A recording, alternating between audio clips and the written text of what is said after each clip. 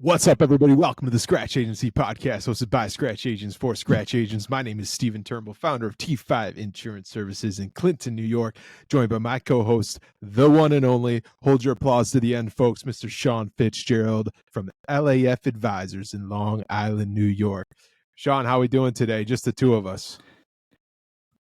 Yeah, just the two of us, man. I love these types of episodes because I feel like we kind of dig deep on what's going on in our agencies, and I mean, you and I could talk about that stuff all day. But I mean, man, you had some big news. I think we shared it on one of the episodes very briefly. But why don't you tell us about you? You got a pretty big move over there by you. Yeah, I backing up a tad. I like these too because for the listeners, we have zero plan. Just to be completely candid, we've got zero plan. We're just going to talk shop, and we got to throw one of these solo episodes in because we took a couple weeks off. My news is certainly not as big as your news, so let's put mine on the back burner. That small back burner that nobody wants to use. We can talk about that later. But tell us what's going on with Sean Fitzgerald in your life. More kids, man. Another kid. Now I know how. It's funny. I was talking to my wife about more kids. I was talking to my wife about this the other day. That Louis Gazatu and I, he's from Jack Insurance down in Miami, and him and I connected a couple of years back. And when him and I first started talking, I didn't have any kids, and he had 2 kids. And him and I would talk a lot more frequently, and I'd kind of be like, "Hey, man, what's going on?" And he'd say how he's busy, and I'd be like, "Yeah, man, me too. I'm so busy." And he'd be like, "Shut up, man. You have no idea," you know. And now it's just funny. It's like full circle. I have 2 kids now, and I'm like, I have 2 under 2, and I could totally see what he was talking about.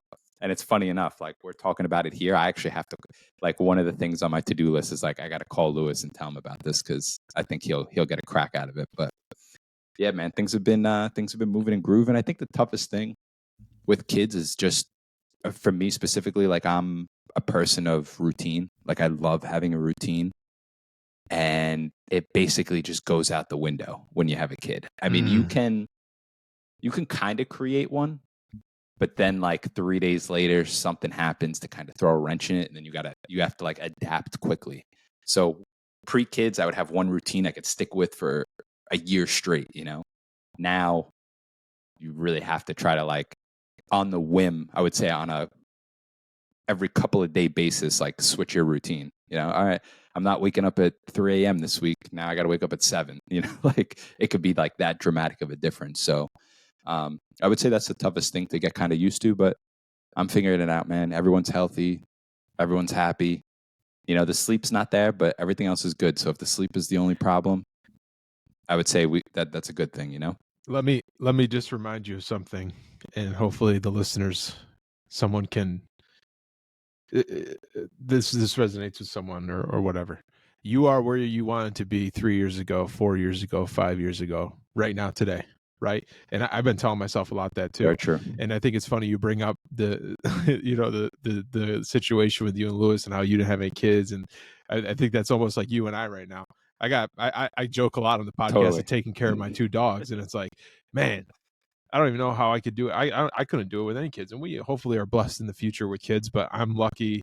I feel lucky that I took this journey at a young age to be able to do that. And you know, kids are down the road, and that's going to be just another wrench. But it's like, man, even in the mundane of running the agency by myself right now, not having any kids, luckily with the supportive wife that I have, even in those days, it can be like, God, this is so much. But you have to stop and realize, like, today, where I am right now is where I dreamed of being 2 years ago, you know? So true. And I think you can get caught up in the mundane of the every day of what you have to do, but it's like, hold on a second, just stop and realize what it's all for. The ability that you guys have 2 beautiful children, you know, good on you for getting up at 3 a.m. Thank God you have the opportunity to get up at 3 a.m. with your kid, right? And work on the business at the same time. You know, it's like such a it's such a powerful thing. I feel when you can change your mindset in that way. Totally, yeah, man. I mean, it's all about having the gratitude, right? And just knowing that there's nothing I should be complaining about. I got a roof over my head. We have enough money to survive. Everyone's healthy. I don't have any right complaining about anything, honestly, you know? So I always try to remember that even in the tough times when the kids screaming at 2 a.m. and, you know, kids banging on the walls and things are getting crazy. Just always remember that blessed to be where we're at, you know? If Michaela's listening to this, she's probably saying, man, that sounds a lot like our house, except it's Steven screaming at 2 a.m., banging on the walls. Listen, I got a question for you, Sean. Oh, man. Yeah, go ahead. What has the mind shift changed in Sean Fitzgerald from running an agency and starting something for your legacy and now having 2 kids and knowing the long hours and what you're building at LAF and all the amazing things that you're doing? What's that mind shift change of now having 2 of your own? Because that's something I don't know the feeling of, and I'm curious to tap into that. Yeah, that's a really good question. I would say the biggest change in my mindset. I would say the biggest thing is probably so knowing and thinking of what the kids are going to see from me while they're growing up. You know, I'm thinking about that a lot more. Like, so I think back, like when I was growing up and I watched, I was raised by a step parent who was a single mother, and I watched a lot of what she did to keep a roof over our head. And she was a hustler, like she worked all the time, nonstop. I got myself up, sent myself off to school. I came home, she wasn't home yet, all that type of stuff. And I just saw like that work ethic from her. And I think that's why I have the work ethic I have. So now it kind of gets me thinking like, hey, my kids are going to be watching me closely. So I want to make sure that I have the right routines in place, the discipline in place, because, you know, what they see daddy doing, they're probably going to want to do themselves, you know, or, you know, the whole point of that is like, I think sometimes you can make a bigger impact than you think on your kids just by doing what you would normally do. You know what I mean? Does that make sense?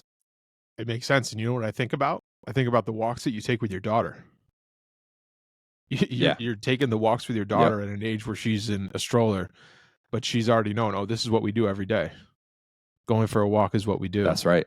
Now she gets to the age where she can walk with you. That's right. Here's why we do this. You know, so I just want to give you the credit for what you're doing there, and it's as a hopefully a future father, it's very inspiring to watch you go through this journey and the work that you're putting in, and now with your second child and the business. So congratulations. What about the agency itself? What's going on there? Yeah, and real quick, just to touch on one last thing on that, is like the way I kind of look at that is that brings us back to the routine in the beginning of the conversation, right? Like I sit at a desk to work all day. I have to have some movement in my day for me to feel good. And if the only way I'm going to get movement is by having to, put my daughter in a stroller and go for a walk, that's what I got to do to keep that routine alive, And she loves it now. She gets excited. I pull that stroller out of the garage and she's huge smiles. She's trying to jump in it herself. So it's cool. I just wanted to touch on that. But what was the other question you were talking about? I'd be trying to jump in the stroller too if you were trying to get me in the stroller for a walk. I'd love to chill in the stroller for a couple mile walk down on Long Island. Asleep. Sounds good to me. Yeah, me too. Seriously. Yeah, tell us about the agency. What's new? You got a lot of new stuff going on with LAF. Tell us about what's going on. Yeah, I would say the biggest thing I'm working on now. Well, we did get a new office space. That's pretty big news. I just haven't been there much yet because of the new baby. But next week I should be back more into a consistent groove of getting there. So I did move to more of like a Main Street area, which is actually like a shared space. What's cool about this shared space is that there's a real estate agent in there. There's an attorney. There's a life insurance person. There's somebody that does like annuities and retirement planning and stuff like that. So it's kind of like a one-stop shop. So it's almost like a power team and a BNI, right? So that's what I think is really like the referral partnerships from it. I think there's big opportunity there. So that's going to be one of the main things I focus on, is just building a relationship with the people in that space. And I've kind of been doing so through social media in the meantime.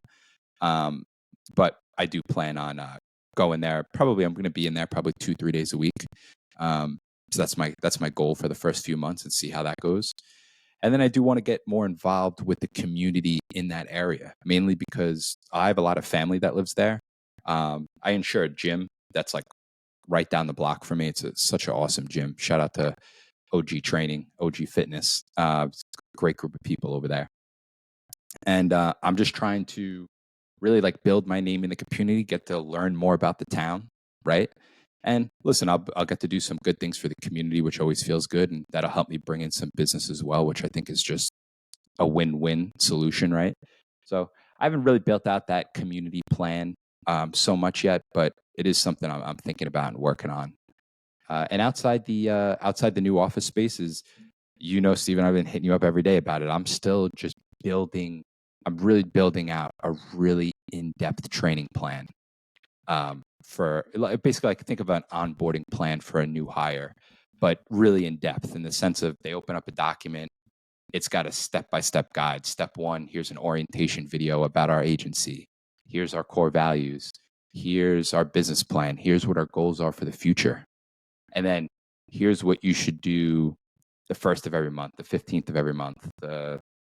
This is how your week should look like. This is how you do a policy change. And they all have links to how-to videos and Tango documents and all that stuff. So I'm really trying to build that out because I think it's going to help a lot with onboarding of any new employee. And, I'm going to tweak it as, time goes on, I'm sure. But I'm trying to build that out and have it all centralized in one place. So I'm not telling them, hey, go here for Loom, go there for Google Drive, go here for the website. It's all going to be hubbed in one spot. So can you touch on some of the tools that you're finding? Some of the tools that you're finding success in using that for the listeners that may be, wanting to start looking into that. I mean, what's working well for creating that? Totally. Yeah. So basically right now I'm using Loom for any of the videos. So obviously I'm sure you guys know Loom. It's basically screen share with a little face in the corner, and you get to record the video and you could see what's going on in the screen. And basically what I'll do is I won't leave the video on Loom. I'll actually download the video from Loom, and then I upload that into the Google Drive. So now everything is in the Google Drive. The processes and procedures are in Google Drive. The video's in Google Drive.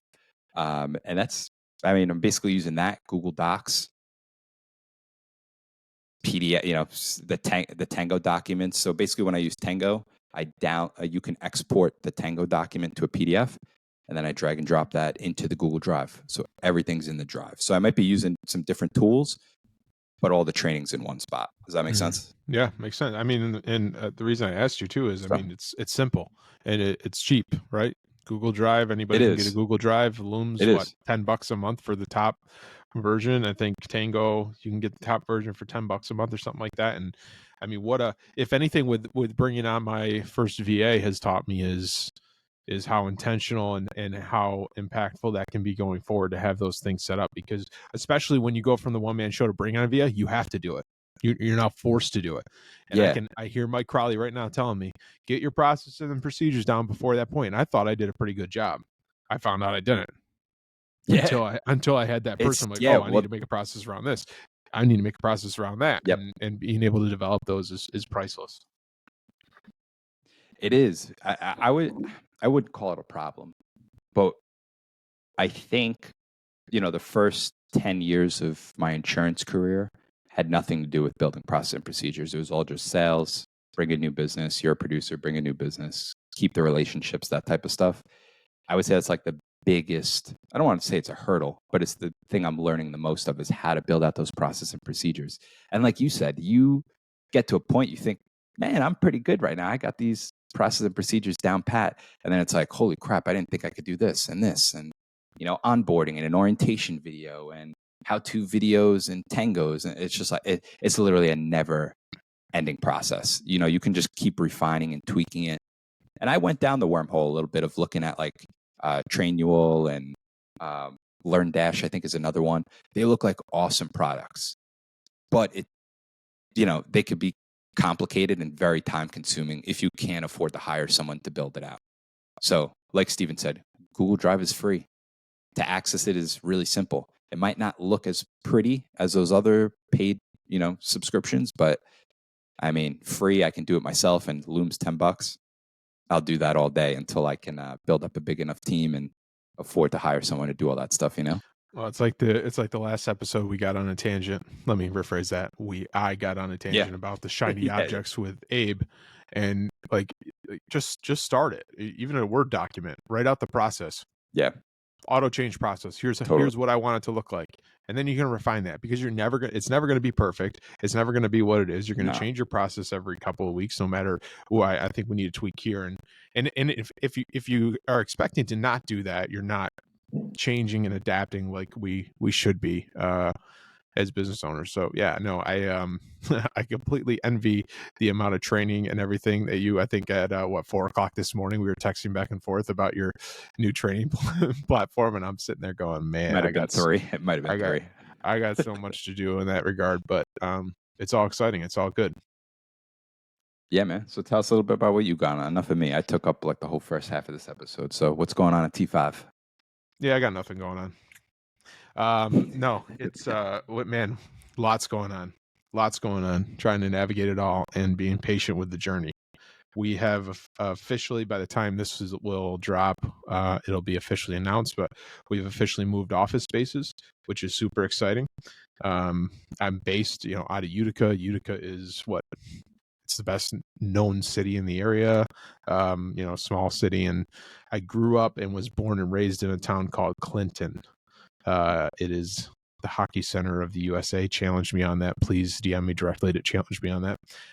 But that's where I was born and raised. It's where I have the connections. It's where I grew up. I went to school, all those good stuff, kind of small town USA feel. And there was some recent shakeup in the marketplace where it made complete sense. And in my opinion, the door was open for the community insurance guy to come to town. And so I took advantage of that, and I'm super excited to become that guy. I'm super excited to get more entrenched in the community and the school. And, I'm already on the school foundation board and kind of have some of those connections. So I'm excited to focus on that community specifically, and obviously around the community, but kind of have this be the home base for us and get really involved. If you think of it as a Hallmark card type of town, it's exactly what it is. The shopper stroll around Christmas time, the main drag with the local community shops. So in 2023, I think there's the argument of you don't really need the community presence, this and that. You can, because we know how digital and everything we can do, but in this type of town, it really means something to the people to have that familiar face. And so, I've built kind of my brand around being the community guy, joining the Rotary Club, being a part of the chambers, all of these things. And so it's just kind of the next step to be able to do that at my hometown. So I'm super excited. I'm in the office right now. As you can see, we got as blank as walls could be, and boxes and furniture just thrown all over the place, because as we're recording, this is day 2. So I'm just making sure my computer's plugged in at this point. But once Mikhail gets in here and gives it a fresh paint and starts hanging up some stuff, it'll look a lot better. So a lot of good plans in the works, a lot of good ideas, a lot of good conversations with some community people to make an impact. So it's been super exciting. And let's see, what is it today? September 8th. I haven't officially announced it. So I'm just waiting for some marketing stuff to come back that we're going to work on to do the official announcement. So I'm looking forward to doing that hopefully next week. Yeah, that's awesome, man. Dude, I commend you, because you are a perfect case example that the community stuff does still work, and it works at a high level. I mean, I know most people might know, but I mean, dude, it's you and a VA. And for the amount of business you're writing, it's really impressive. And it's not like you're in New York City, right? No. And it's not like you're specializing in large commercial insurance. You're doing, I would say, I'd venture to say like 95 personal and 5 commercial, right? Probably somewhere in that ballpark. Yeah. So for you to be where you're at. Yeah. The book, our book is actually 75-25, which surprised me a little bit. Cool. And I'm getting those opportunities, and I appreciate you saying that. That's awesome. We got a lot more work to do, but it has been exciting. I think the community thing, if you play the community game, and we talked about this with a lot of people on the podcast that have come on, It comes down to doing the right thing and doing your job and just being known as the person that does both of those things.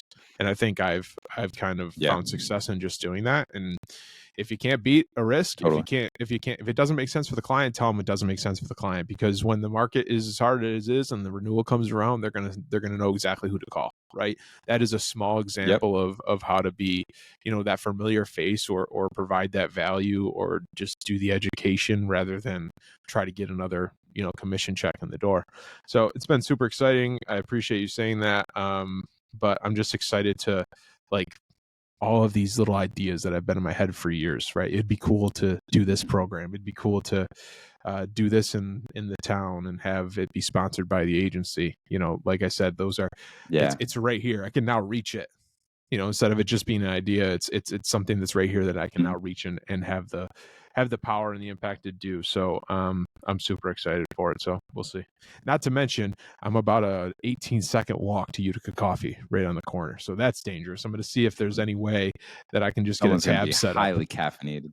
I've already got 2 lattes in me today, and it's 10 a.m. But it's exciting. So we got a lot of good stuff. The other thing I'm working on is finalizing our core values. We've been talking about that a lot. Yeah, and we have. Yeah, what I've finalized them in my head. One of them is make an impact. I think we talked about that a little bit on the last episode, but I'm excited to be able to finalize them at the time of this move, because now when I rebrand myself in this town, I can use those for my branding purposes. I'm working on doing something with the school, and I sent an email to the superintendent this morning. And one of my first things was, one of our core values is make an impact. And here's why I want to do this program with you at the school, to be able to make an impact on teachers, students, whatever it is. So just, real excited for it. And here's the biggest news. I almost forgot this. I have a window.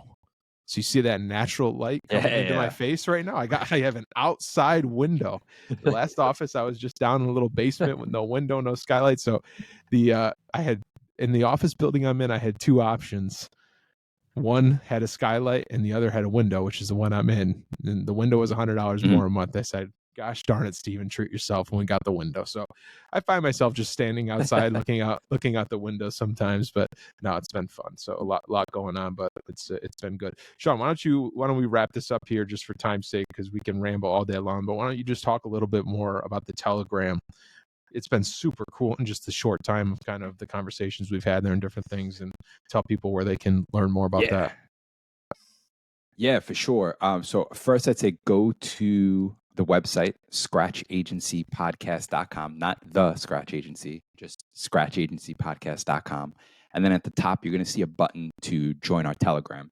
Basically, the Telegram is a free community that Steven and I had an idea to come up with, where basically it's all Scratch agents going through a similar journey. Some people may be way ahead of you, some people may be way behind you, and some people may be right where you're at now. So it's a good community of people to learn from and bounce ideas off of. And I mean, so far it's been awesome. I think we might only have 10, 15 people in there, but it's a great core group of people. So if you want to come join it, check it out and let us know what you think. Yeah. And I want to correct you just on one thing. Actually, not everybody in there is a Scratch agent. For example, Mike Crowley's in the group. He's not a Scratch agent, but he's experienced similar things that we go through as a Scratch agency when he was redeveloping his family agency and taking over and modernizing that family agency and can provide value. So basically, it is just the Scratch Agency podcast community. We've gotten a lot of people that have reached out and said, I loved what you said here with this guest. Could I talk to this guest? Or have you ever come to that? Yeah. And so we said, all right, why don't we just put it like a big group chat together? And, we got, there's somebody in there that is in the middle of starting a Scratch agency right now. They were with a direct writer, sold their book of business and is starting a Scratch agency, and put out there who's got a business plan I can talk to or look at. And so those are the cool conversations that are happening there. So again, we are not selling anything at all. Let's make that clear. We're not selling anything. This is just, let's get into, more of a group setting here, and we can chat and bounce off ideas that we all, struggles, ideas that we have day to day in a centralized place. So go to scratchagencypodcast.com. Don't listen to me from the last episode when I said it is not it's scratchagencypodcast.com. And on the top, it says join the community. You just hit there, you go to Telegram, which is a better version of Slack, in my opinion. And you're in it and good to go. And make sure to just introduce yourself and can have good conversations there. But Sean, anything else before we wrap up today? No, that's it, man. Let's go attack the day because this is usually our prospecting time. So we got to get back after it. That's right. We'll get at it. Everybody, that is another episode of the Scratch Agency podcast. Thanks for joining us. Do us a favor, like the show, share the show, and subscribe. Make sure to go check out that Telegram as well. Most importantly, remember to dig down deep, believe in yourself, and own your own future. We'll see you next week. Take care.